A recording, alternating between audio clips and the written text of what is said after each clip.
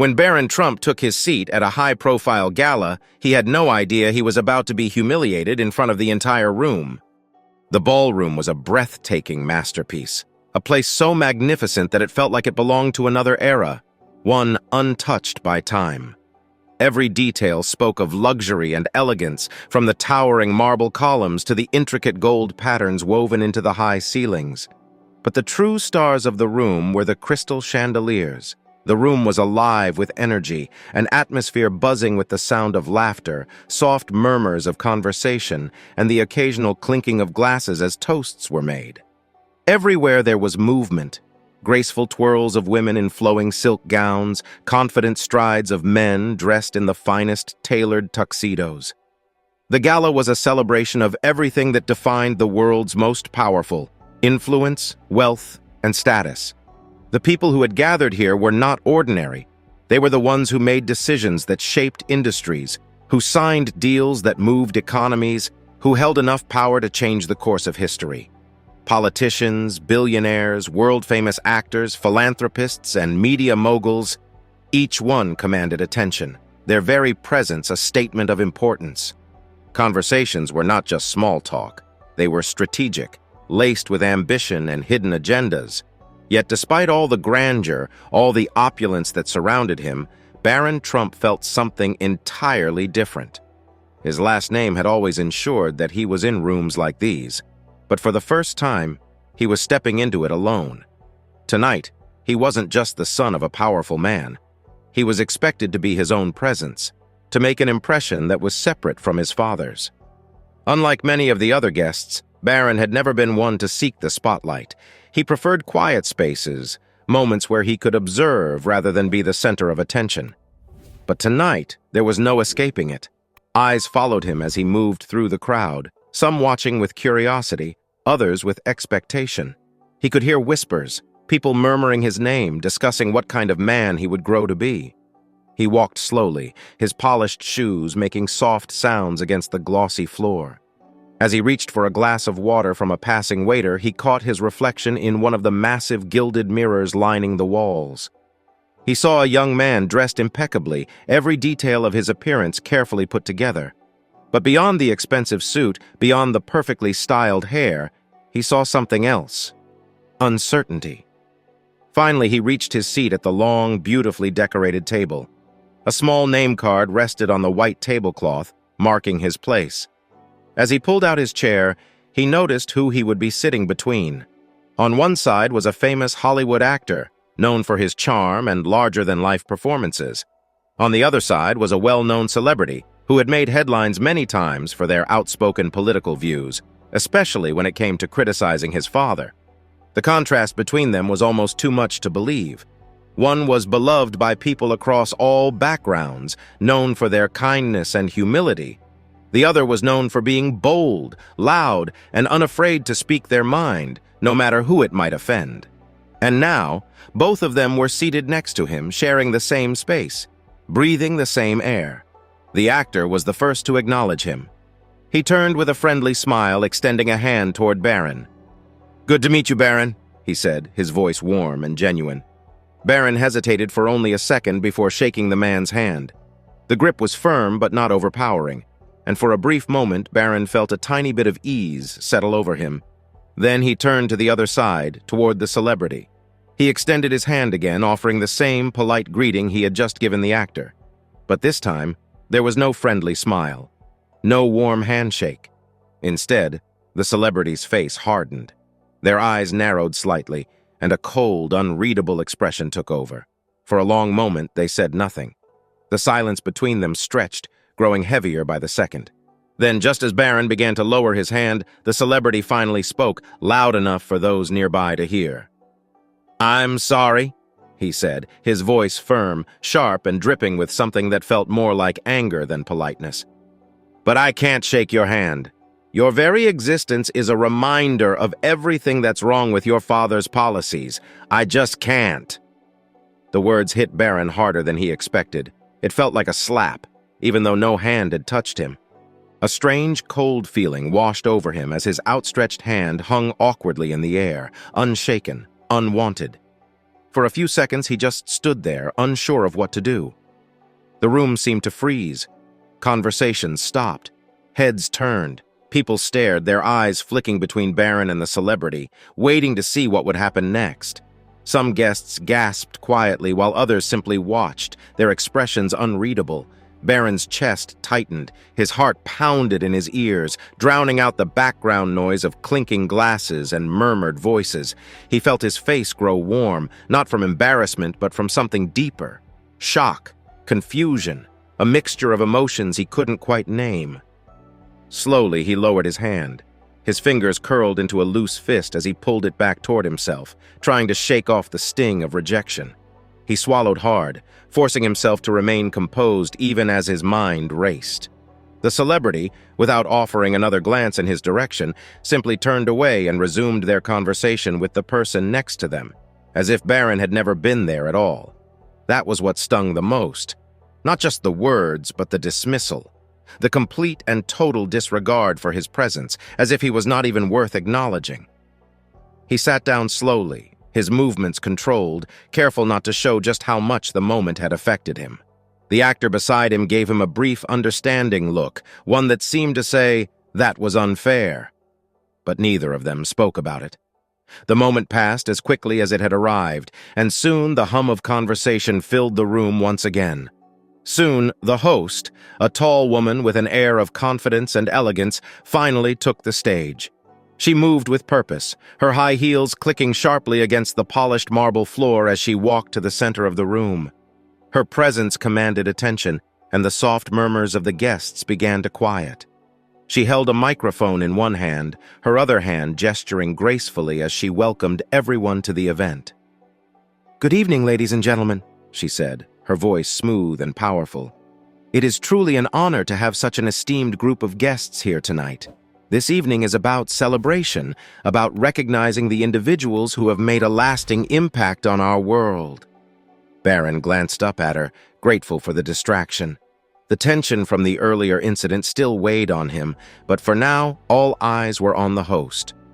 She continued speaking, introducing the speakers for the night, highlighting the important figures in the room and expressing appreciation for the people who had helped organize the event. The host's words seemed to ease the awkwardness that had settled in the room, but Baron could still hear the whispers. People were still talking about what had happened.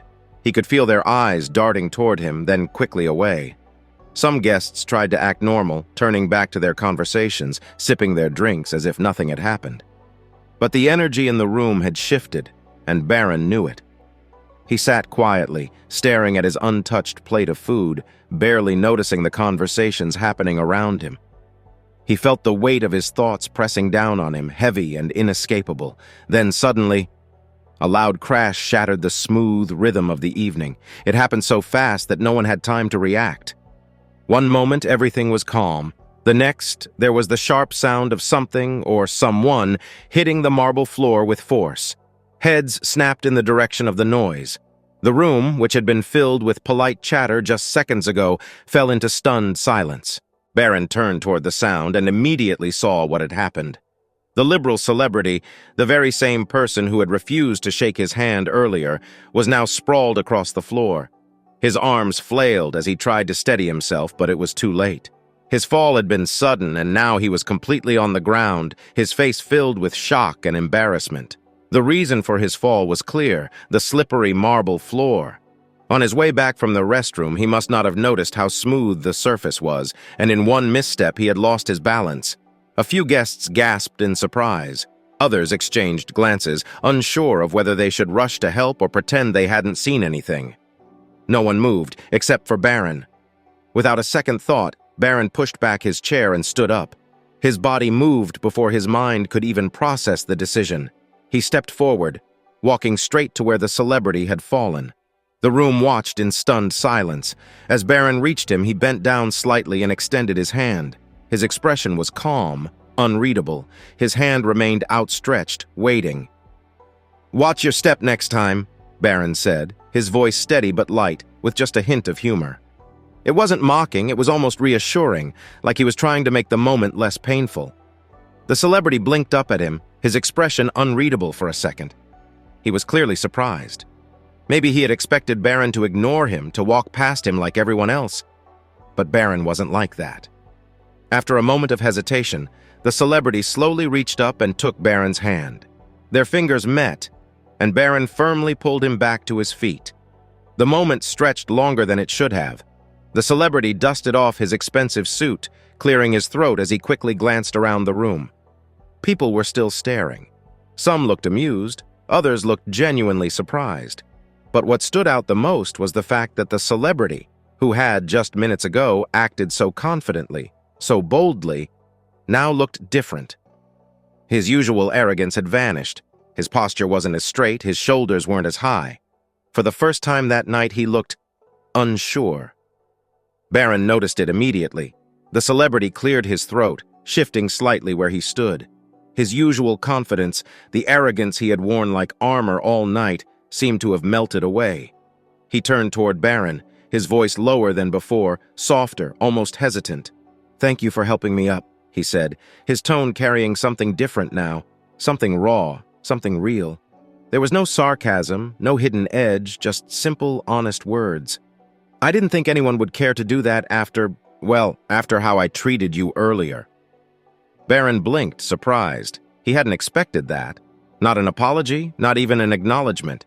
He had assumed the celebrity would brush off the moment, pretend it hadn't happened, go back to acting as if he were untouchable.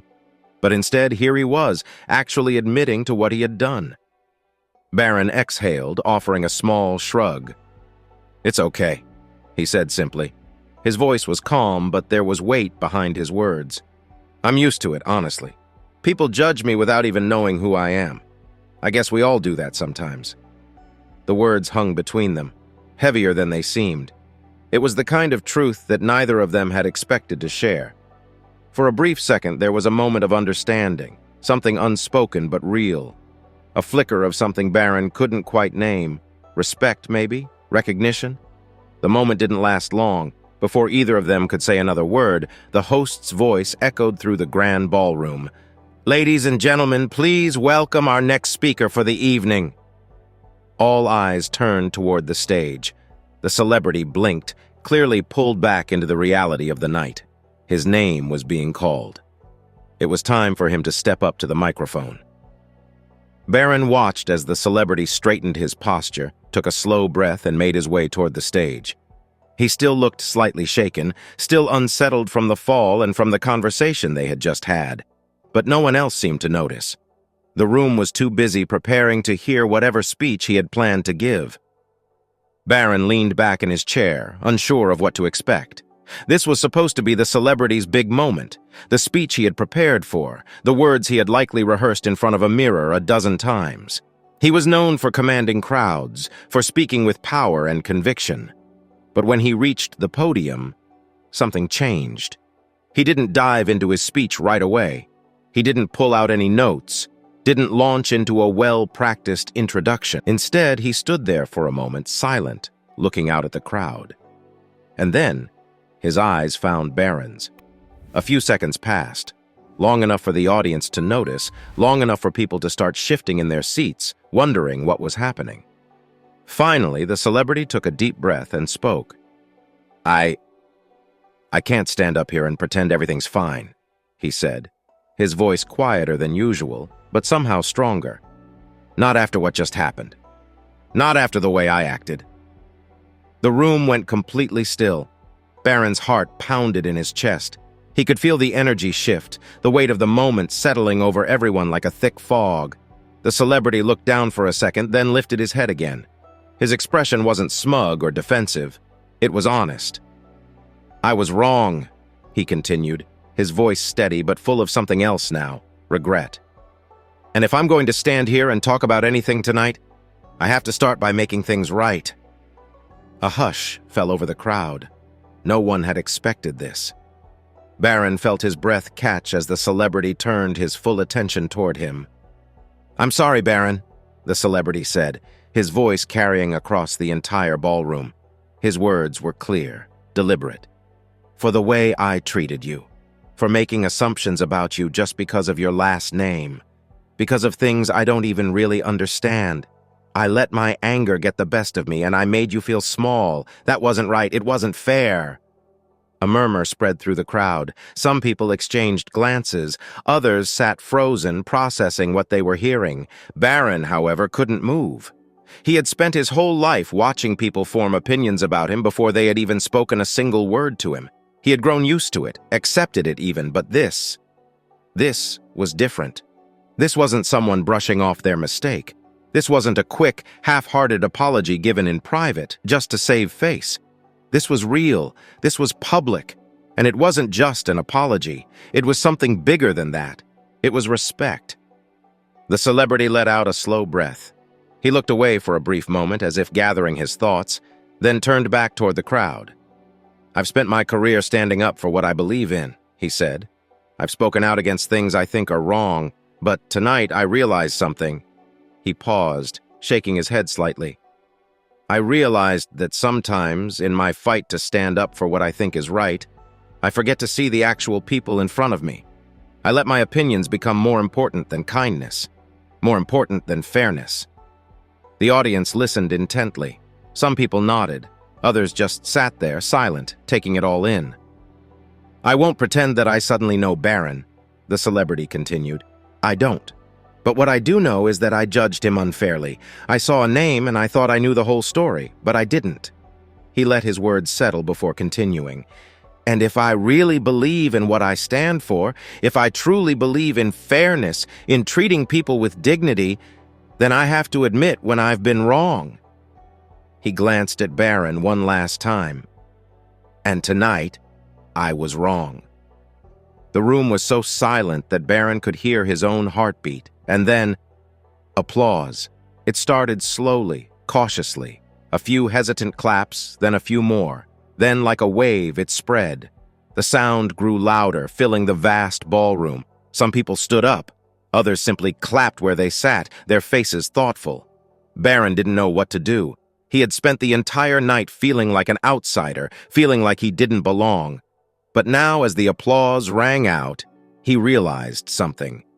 This wasn't just about him anymore. This moment was about something bigger, about change, about growth, about the simple, undeniable power of admitting when you're wrong.